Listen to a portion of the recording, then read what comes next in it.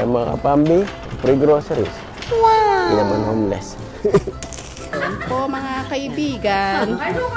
Free food. Hindi kayo nag-ano sa binom ng juice sa airport? Ano, sa tabak na juice. Starbucks pa yan, ha? 2023. Sobra ka naman. So, Starbucks pa yan. Kakamalting Pilipinas. Yeah. Binili ko pa yan, $1,000 lahat. Talagang pinagpalimos mo kami. Hindi palimos, $1,500 lahat. Oh, 6/11/2023. Saan? Oh, 25. 25, sobra ka naman. 25 yan, sobra ka naman. Ang pelo, gatas, oh. Meron pa dyan sa Mondaline, nagbibigay, kaso, pwede tayo pumunta? Oo, meron dyan. Punta kayo. Tara, mag-boxer po mo, jumping lang. Oo, pwede. Maganda yung, yung mga sasakyan. Mga bagong HRV. Ito pa auntie sa'yo, paglaba. Paglaba. Maglalaba muna ako dito. Ayan, mga tea. Mais, ayan o. Para ka nasa Pilipinas? Ay, meron pa ka share na. Oo. Amerika? Sinimplihan ka pang belara na. Hindi ka kasi uminom sa aeroplano. Ayan, mga astigo. Akala ko may bayad. Oo, Kaya diba? hindi kami uminom na. Ang dami namin relief. Siyempre, nasa evacuation center. Dumating yung mga auntie mo at Yeah, amin bagay. galing sa bundok. Oo. Dala mo kami ng kain. Matay na daw yung mayari niya. Bago yan. Chismisan, chismisan. Ito, ngayon pa lang yata ako makakatingin ng mozzarella. Kasi sa Pilipinas, mahal ito sa Boto niya po yun na po yan. Bibigay ng ayuda. mo, expired na lang. Pwede pa yan, isang taon. Ano to? Balatong. Kaya yung balatong sa Amerika. Kaya pala hindi ko kilala. Meron nata nahuhuwa dito mga kapambira. Apple picking. Fresh apple. Masarap sa pakiramdam yung Fresh apple. ikaw ang pipitas kakainin. Yan ni Tito Adniel. Sarap. Masarap. Ngayon pa lang kami nakakitang apple tree. Gala apple. Fresh. Ayan, fresh. Dati sa grocery lang, auntie.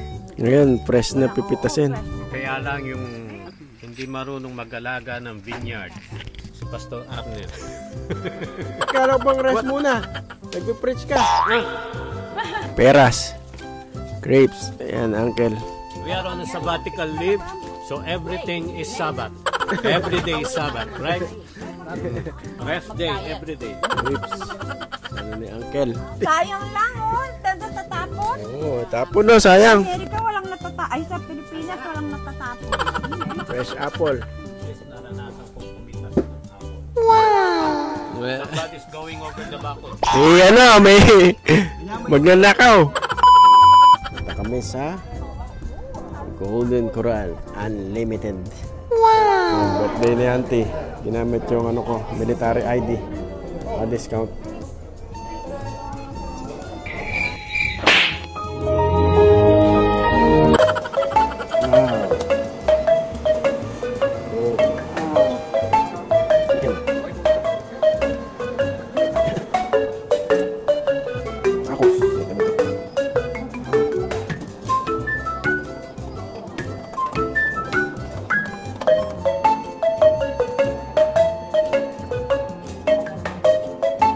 Yung steak mo, anong klase? Hindi ko alam. Hindi ko kakilala. How do you like your steak? I like it very much, sabi mo. Kuha ka ng kuha, auntie. Yan o. Medium. Wow.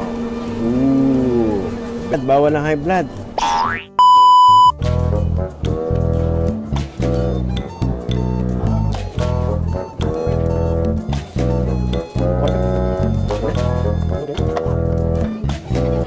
Yeah. Ay, gumagana pa pala. Yeah. Happy birthday!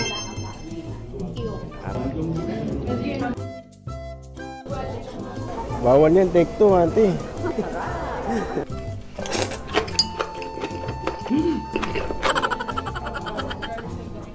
Kwento, ha? Hindi. Na-brainwash ka na yata kay Pambira. Pati ako, pinaghihinalaan mo pa, ha? Birthday ni Auntie Jol ngayon, nandun siya sa kwarto. Lahat marami nag-greet. Akala niya ako yung nag-greet, wala salamin. Happy birthday, Inang. Sabi niya. Kung saan sagot mo? Kala mo ako. Oy, Inang. Ngayon pala si Papa. Ngayon pala yung father-in-law ni Auntie. Nag-explain ka pa marami ha. Kala mo ako nag-text ha. Hindi ko na sasabihin, Inang. Kala ko si Pambihira. Pinag-iinalaan mo na naman akong masama. Nag-isip ka na naman ng masama sa akin.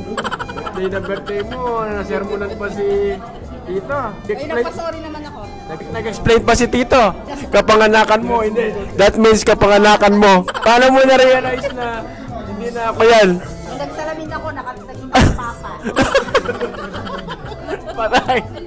Malabo ng mata mo. Kaya tawa ng tawa si Uncle sa'yo. Alis na kami niyan, Auntie. Bukas pagtatrabaho na naman.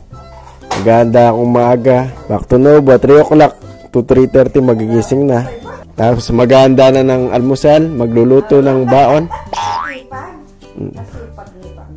Ang paghahanda rin si Tipi. Magluluto mo yung kapatid mo. Oo, nagluluto. Nagdilinis ng bahay. Sobra na ba kayo pagluluto? Maaga bukas. Pupunta sa base. Kaya yung trabaho namin, Auntie, ulit-ulit lang. Hindi ganun talagang buhay. Alas 3 magigising, maganda ng almusal, baon. Tapos nag-grass cutter na rin pag umaga. Doon sa kapitbahay.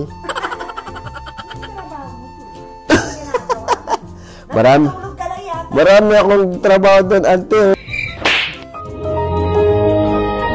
Grabe ka naman, puro na computer doon. Naglalaro ka computer. Hindi, talagang dugo at pawis ang lumalabas para sa makakuha kayo ng mga goods.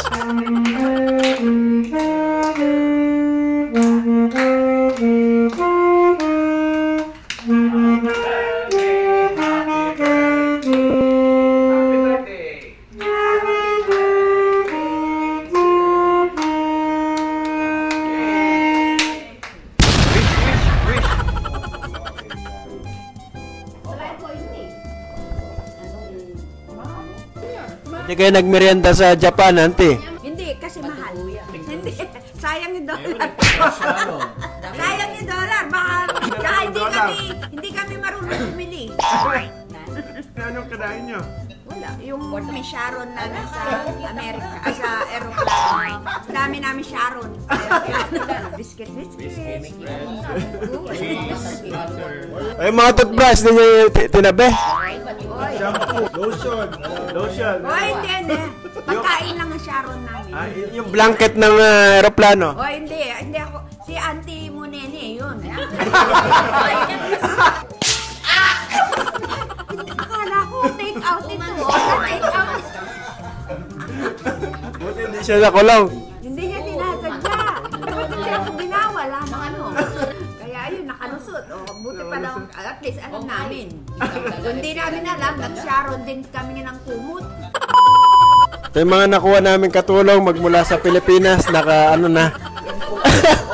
Ito yung mga bagong namin. Sabi mo, ikaw magsuswerte sa amin. Oo. OFW galing sa Pilipinas. Ako na lang, Auntie. Wag na kayo mag-ano. Kasipat niya, kasipat. Ako na lang. Hindi. Maghakot ka na lang ng pagkain. Puro kayo. Maghakot mo na lang kami nang bahala mo. Para may dating kami sa Pilipinas. Baka gusto mo ugasan pati ng para meron ka pasalubong. Mga beauty products na ang gusto natin. Bigas. Sige, bigas. Bigas, patika, toyo, patis. Huwag kayo masyado magpagod dito. Ayaw namin kayo napapagod. Diba, sinusweldoan mo kami, kaya Oo. dapat pagsipag kami. Diba? Ayos yan.